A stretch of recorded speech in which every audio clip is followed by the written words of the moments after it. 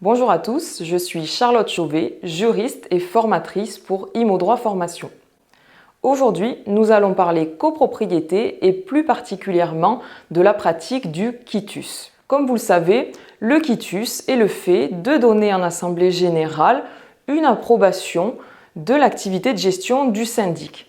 En donnant le quitus, les copropriétaires ratifient tous les actes de gestion qui ont pu être passés au cours de l'année par leur syndic. Le quitus est une simple pratique, ce n'est absolument pas réglementé dans les textes régissant la copropriété.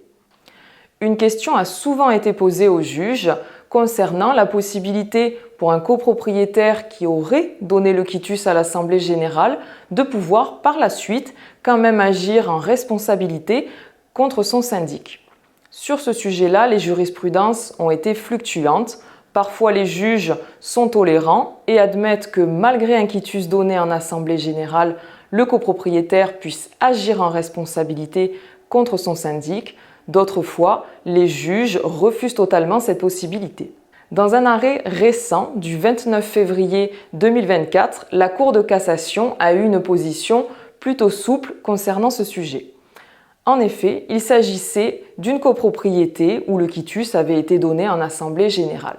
Cependant, un copropriétaire avait des griefs à l'encontre de son syndic. En effet, il lui reprochait de ne pas avoir réagi à temps face à une infiltration dans l'immeuble.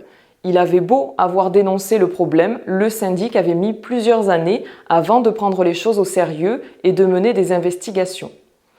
Lorsque les entreprises sont venues pour étudier ce problème-là, il s'est avéré que l'infiltration était beaucoup plus grave que prévu, que cela allait engendrer des travaux longs et coûteux pour la copropriété.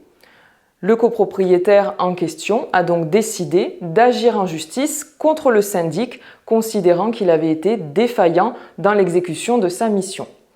Le syndic lui oppose qu'il lui avait donné le quitus, et de ce fait qu'on ne pouvait plus rien lui reprocher.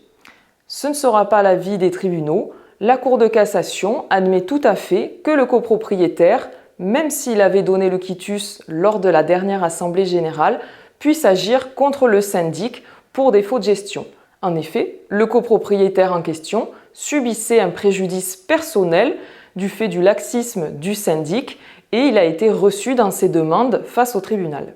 La Cour de cassation nous apporte également une précision utile dans cet arrêt en nous rappelant que lorsque le quitus est donné, il l'est au nom du syndicat des copropriétaires et non pas au nom d'un copropriétaire en nom propre. Cette décision de la Cour de cassation vient confirmer sa jurisprudence antérieure.